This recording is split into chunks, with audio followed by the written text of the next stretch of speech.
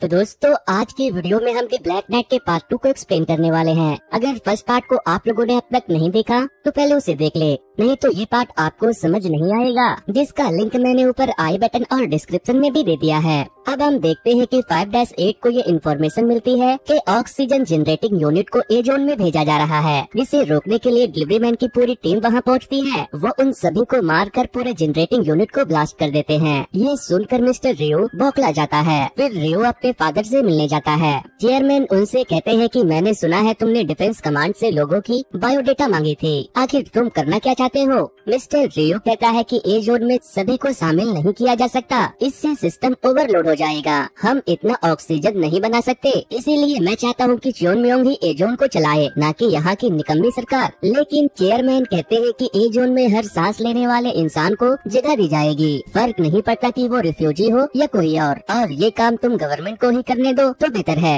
जिसके बाद रियो अपने फादर का गुस्सा निकालने के लिए अपने सीक्रेट लैब में जाता है, जहाँ वो लोगों पर एक्सपेरिमेंट कर रहा था। इस जगह पर बहुत सारे लोग सीक्रेट चेम्बर में सो रहे थे। ये कमीना अपने गुस्से की आड़ में लड़के का ऑक्सीजन लेवल 0 करके उसे उसी चेम्बर में मार देता है। अब वो दिन भी आ ही जाता है जब सेवोल का फाइनल बॉक्सिंग मुकाबला होने वाला था। मुकाबले के लिए सेवोल को स्पेशल डिस्ट्रिक्ट में लाया जाता है, जहाँ उसकी मुलाकात अपनी बहन मेजर से होती है। वो दोनों एक दूसरे को देखकर बहुत खुश थे। इस मुकाबले में डिलीवरी गर्ल 4-1 को सेवोल का मेंटर बनाया जाता है। मुकाबले को देखने के लिए रियो बड़े बड़े एलसीडी को रिफ्यूजी एरिया में भेजता है और उन्हें मुफ्त में एंजॉय करने के लिए खाना और पॉपकॉर्न भी दिया जाता है। लालू, पंजू और खोपड़ी भी इस मुकाबले को देखने जाने वाले थे, लेकिन ग्रैंडपा उन्हें अपने साथ अपने खटारा टीवी में मुकाबला देखने को बोलते हैं। फाइट शुरू होती है और सारे रिफ्यूजी इस फाइट का आनंद ले रहे थे और सेवोल के लिए चीयर्स भी कर रहे थे। पहले राउंड में तो सेवोल का ओपोनेंट उसे मारकर डायनासोर बना देता है। दूसरी तरफ 5-8 को खबर मिलती है कि किडनैपर की गाड़ी किडनैपिंग के लिए निकली है। वो उन्हें बीच रास्ते में ही रोककर मार डालता है, लेकिन एक किडनैपर अभी भी जिंदा था। वो बटन दबाकर मरने ही वाला था कि उससे पहले 5-8 उसके सर में लगे चिप को बाहर निकाल देता है। किडनैपर को बंदी बनाने के बाद उसके फोन से 5-8 को पता चलता है रिफ्यूजी को एक जगह पर यूनाइट करने के लिए रियो ने मुकाबले का लाइव टेलीकास्ट करवाया है। इसका मतलब अब कुछ तो बुरा होने ही वाला था। 5-8 ये बात अपने सारे टीम मेंबर को बताता है। सारे डिलीवरी मैन उन इनोसेंट की तरफ भागते हैं। इधर लाख कोशिश के बाद सेवोल मुकाबले को जीत जाता है। वहीं डिलीवरी मैन के वहाँ पहुँचने से पहले रियो सारे रिफ्यूजी को बॉम्ब से उड़ा देता है। ये देखने के बाद 5-8 बहुत दुखी होता है। अब उसकी आंखों में गुस्से की आग साफ दिखाई दे रही थी। मौके पर मेजर भी वहाँ पहुँचती है। वो भी समझ चुकी थी कि फाइनल टेलीकास्ट दिखाना एक जाल था। नेक्स्ट सीन में सेवोल के हाथों पर डिलीवरी मैन की टैटू बना दी जाती है और इसी के साथ सेवोल बन चुका था डिलीवरी मैन 5-7। दूसरी तरफ रियो भी जान चुका था कि सेवोल एक म्यूटेंट है, क्योंकि मुकाबले के दौरान गहरी घाव लगने की वजह से सेवोल की बॉडी का स्टील साफ दिखाई दे रहा था और ये बात अब सारे लोग में चर्चा का विषय बन चुका था। रियो मिस्टर ओ से सेवोल पर नजर रखने को बोलता है, क्योंकि वो लोगों को म्यूटेंट बनाने के लिए एक्सपेरिमेंट कर रहा था और यहाँ तो उसे जीता जागता एक म्यूटेंट मिल गया था।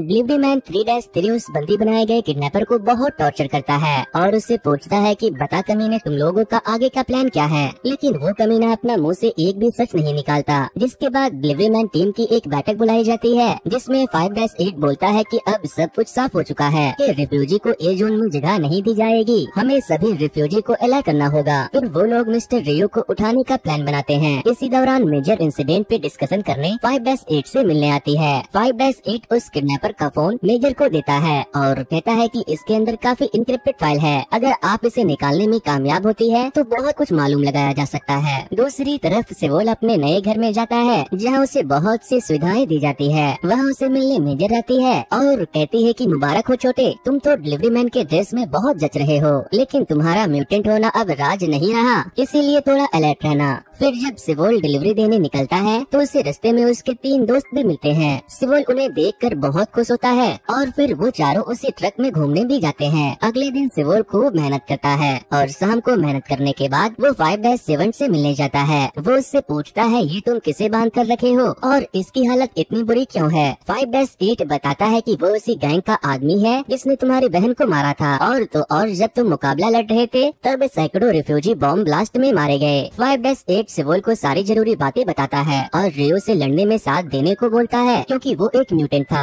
दूसरी तरफ मेजर रियो को लोगों का बायोडेटा देती है और कहती है कि मैंने सुना है आप रिफ्यूजी को जनरल डिस्ट्रिक्ट में शिफ्ट करवाएंगे, जिस पर रियो कहता है हाँ, इसकी इजाजत हमें सरकार से मिल चुकी है और इसके लिए हमें लोगों की जनगणना करवानी होगी ताकि शिफ्टिंग से पहले हम उनकी वैक्सीनेशन करवा सके। मेजर कहती है हाँ, रिफ्यूजी बेचारे तो भूख से पहले बीमारी से जूझकर मर जाएंगे। इसके बाद मेजर 5-8 से मिलती है। वो बताती है कि इस फोन में फाइनल के वक्त हुए किडनैपिंग और बॉम्ब ब्लास्ट के पक्के सबूत हैं, पर इसमें रियो और चियोनम्योंग का हाथ होने का कोई सबूत नहीं है और इस इंक्रिप्टेड फाइल में उनके अगले कदम के बारे में कुछ भी नहीं है। अगर डिफेंस कमांड इतने सबूत में ही एक्शन ले ले तो हमारे हाथ सिर्फ पूछ लगेगी, सर नहीं। और मुझे नहीं लगता कि इस काम में रियो शामिल है क्योंकि वो तो लोगों की शिफ्टिंग के लिए मान गया है और जल्द ही वैक्सीन का काम भी चालू होने वाला है ताकि कोई वायरल डिजीज एजून या जनरल डिस्ट्रिक्ट में न फैले। बट 5-8 को अभी भी रियो पर भरोसा नहीं होता और कहता है कि वो इतनी जल्दी हार मानने वाले नहीं हैं। दूसरी तरफ एक वैन रिफ्यूजी एरिया में अनाउंस करती है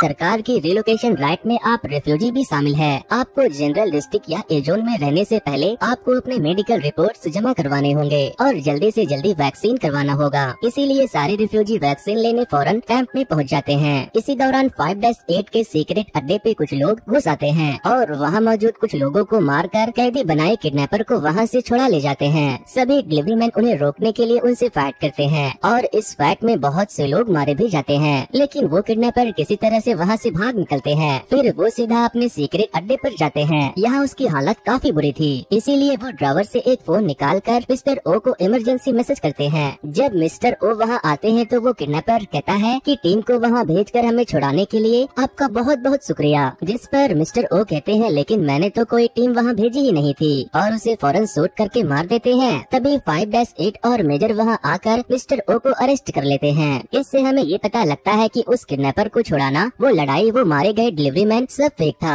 ये तो बस 5-8 के द्वारा बनाया गया एक प्लान था जो कि कामयाब हुई। इसी प्लान में सारे डिलीवरी मैन ऑस्कर लेवल की एक्टिंग भी करते हैं। मिस्टर ओ पूछते हैं तुम लोग चाहते क्या हो? मेजर कहती है अरेस्ट की खबर फैली तो तुम्हारा सर तरबूज की तरह फट जाएगा और हमें ज्यादा कुछ नहीं चाहिए, हमें बस रियो के खिलाफ सबूत और उसके प्लान की खबर चाहिए। जिसके बाद मिस्टर ओ रियो के पास लैब में जाता है। यहाँ रियो नोटिस करता है कि उसका एक्सपेरिमेंट कुछ हद तक काम करने लगा है। ये देखकर वो बहुत खुश था, लेकिन मिस्टर ओ के चेहरे की रंगत अभी भी उड़ी थी। दूसरी तरफ वैक्सीनेशन का काम चालू हो चुका था। लोग काफी मात्रा में वैक्सीन लगवाने जा रहे थे। 5-8 नोटिस करता है कि जनरल डिस्ट्रिक्ट की हवा में जहर मिलाया जा रहा है ताकि आधे से ज्यादा लोगों का सफाया हो सके। 5-8 इस बात की खबर अपने पूरी टीम को देता है, जिसके बाद वो एक मीटिंग ऑर्गेनाइज करते हैं जिसमें मेजर भी शामिल थी। 5-8 कहता है अब पानी सर से ऊपर जा चुका है, वक्त आ गया है कि हमें उन कमीनों को सबक सिखाना चाहिए। उन्हें खबर मिलती है कि रियो रिफ्यूजी एरिया में लोगों के वैक्सीनेशन का काम देखने आ रहा है, इसीलिए सारे डिलीवरी मैन अलर्ट हो जाते हैं और 5-8 स्नाइपर से रियो पर निशाना लगाकर बैठ जाता है। तभी पीछे से रियो का एक आदमी 5-8 पर गन पॉइंट करते हुए बोलता है हथियार फेंक दो। बदले में 5-8 उसे जवाब देता है बेटा हथियार तो तुम्हें फेंकने चाहिए। इतना कहते ही सामने वाले बिल्डिंग से 5-8 के लोग उसे शूट कर देते हैं। दूसरी तरफ कुछ डिलीवरी मैन की टीम जहर छोड़ने वाले वैन के पूरे सिस्टम को उड़ा देते हैं, जिससे वो वैन मूव करना बंद कर देती है। 5-8 जैसे ही रियो को शूट करता है तो उसकी बुलेट रियो के बॉडीगार्ड को जा लगती है, जिससे वो कमीना अलर्ट हो जाता है। अब यहाँ पर अफरा तफरी का माहौल बन चुका था। सारे लोग इधर उधर भाग रहे थे। यहाँ दोनों गुटों के बीच जबरदस्त फाइटिंग होती है, लेकिन रियो किसी तरह वहाँ से बच निकलता है। इस फाइट के दौरान रियो जान चुका था कि ये काम 5-8 का है, इसीलिए वो रात होते ही अपने आर्म फोर्स को लेकर 5-8 के अड्डे पर पहुँचता है, लेकिन उसे वहाँ कोई नहीं मिलता क्योंकि वो लोग उस जगह को छोड़कर भाग चुके थे। रियो अपने लोगों को ऑर्डर देता है कि आज से वो चियोनम्योंग के डिलीवरी मैन नहीं बल्कि आतंकवादी है, इसीलिए वो जहाँ कहीं भी दिखाई दे उन्हें जान से मार दो और मुझे सिर्फ वो म्यूटेंट जिंदा चाहिए। तभी रियो को खबर मिलती है कि उसके डैड ने ऑक्सीजन डिलीवरी के कमान गवर्नमेंट को सौंप दिया है और साथ ही गवर्नमेंट ने रियो के खिलाफ अरेस्ट वारंट भी निकाला है, क्योंकि चेयरमैन को मालूम चल चुका था कि रियो लोगों को मारने के लिए ऑक्सीजन में जहर मिला रहा है। बौखलाया रियो अपने डैड के पास पहुंचता है और कहता है कि ये आपने क्या कर दिया, जिस पर उसके डैड कहते हैं कि ऑक्सीजन हमने लोगों को जिंदा रखने के लिए बनाया था, न कि उन्हें मारने के लिए। रियो कहता है डैड लेकिन अगर हम इस बात को एक्सेप्ट कर लेते हैं तो सब खत्म हो जाएगा और हम चियोन म्योंग को खोना नहीं चाहते, जिस पर उसके डैड उससे कहते हैं अगर वो तुम्हारा होता तब तुम उसे खोते और अब तुम्हें अपने किए की सजा भुगतनी होगी। तभी वहाँ डिफेंस मिनिस्टर अपने 2 कमांडोज के साथ उसे अरेस्ट करने आ जाते हैं, लेकिन रियो अपने गन से उन दोनों कमांडोज को मार देता है और अपने डैड को अपना गन देकर कहता है डैड दूसरों के हवाले करने से बेहतर है आप अपने हाथों से मुझे मार दो। जिस पर उसके डैड उससे कहते हैं तुम्हें क्या लगता है मैं ऐसा नहीं कर सकता। चेयरमैन जैसे ही ट्रिगर दबाने वाले थे, डिफेंस मिनिस्टर चेयरमैन के सीने में गोली मार देता है और कहता है कि मिस्टर रियो अब बस तख्ता पलट बाकी है। तो अब हम प्रेसिडेंट से शुरू करते हैं। नेक्स्ट सीन में रियो एक प्रेस कॉन्फ्रेंस बैठाता है और खुद को पूरे जगह का नया प्रेसिडेंट घोषित करता है। वो ये भी बताता है कि आपका एक्स प्रेसिडेंट आप लोगों को मारना चाहती थी, इसीलिए हमने उसे अरेस्ट कर लिया है और जब तक वो 12 आतंकवादी यानी कि डिलीवरी मैन पकड़े नहीं जाते तब तक जरूरत की चीजें चियोन म्योंग के गार्ड और सरकार डिलीवर करेगी। रियो के लोग सारे डिलीवरी मैन को जगह जगह ढूंढ रहे थे। 5-8 की टीम रियो से लड़ने की तैयारी में लग जाते हैं। तभी उन्हें पता चलता है कि रिफ्यूजी एरिया में लोग अचानक से मरते ही जा रहे हैं। ग्रैंडपा 5-8 को बताते हैं कि सिर्फ वही लोग मर रहे हैं जिन्होंने वैक्सीन लिया था। तुम लोगों को जल्द से जल्द वैक्सीन का काम रोकना होगा। लालू पंजू भी वैक्सीन लगवाने गए थे, इसीलिए खोपड़ी उन्हें रोकने फौरन वहाँ पहुँच जाता है। सारे डिलीवरी मैन भी सभी को फौरन वहाँ से निकलने को बोलते हैं, जिस वजह से वहाँ भगदड़ मच जाती है। खोपड़ी लालू पंजू को आवाज लगाकर वैक्सीन न लेने को कहता है। सिवोल भी खोपड़ी की मदद करने वहाँ आया था, लेकिन तभी एक गार्ड खोपड़ी को शूट करके मार देता है। ये देखकर सिवोल बहुत रोता है और इसी मोमेंट का फायदा उठाकर रियो के लोग सिवोल को अरेस्ट कर लेते हैं। जब मेजर को इस बात की खबर मिलती है तो उसके लोग कहते हैं मैम आप ऑर्डर दीजिए, हम लोग उनसे भिड़ने के लिए तैयार हैं। जिस पर मेजर कहती है ऑर्डर नहीं रिक्वेस्ट है। दूसरी तरफ डिलीवरी मैन की टीम भी अपने अपने वेपन्स उठाकर जंग के लिए तैयार थे। चियोन म्योंग ने सिवोल को बेहोश करके लैब में ले जाया जाता है। दूसरी तरफ लालू पंजू अपने दोस्त खोपड़ी को कब्र में दफन कर देते हैं और बहुत रोते हैं। इस बार मेजर और डिलीवरी मैन की टीम साथ मिलकर चियोन म्योंग से लड़ने का फैसला करते हैं और फिर आता है इस सीरीज का मोस्ट एक्शन सीन, जहां 5-8 और उसके लोगों की चियोन म्योंग में ग्रैंड एंट्री होती है। 5-8 अपने गन से रियो के लोगों को तंदूर की तरह भूनता हुआ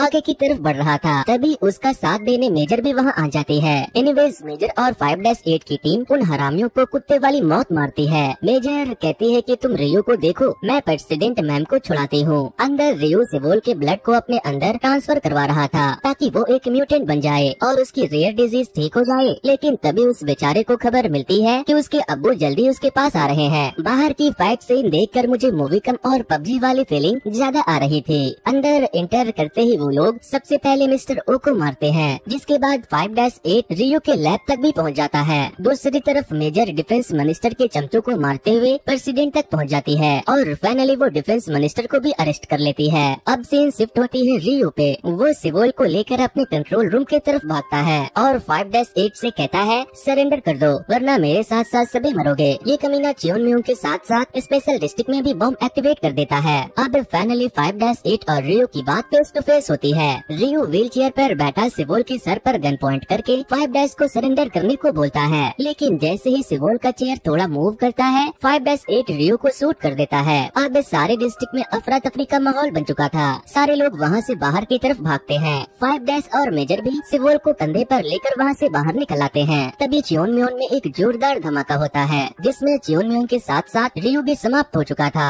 और अब इसी के साथ ये जंग भी वही समाप्त हो जाती है।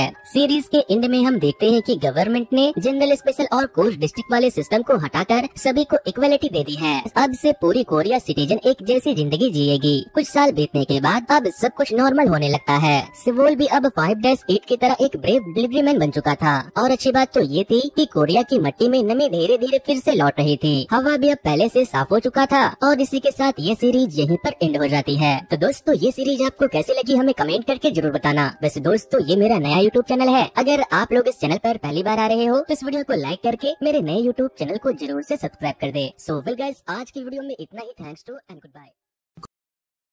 Thanks for watching. Like, comment and subscribe. Hurry up.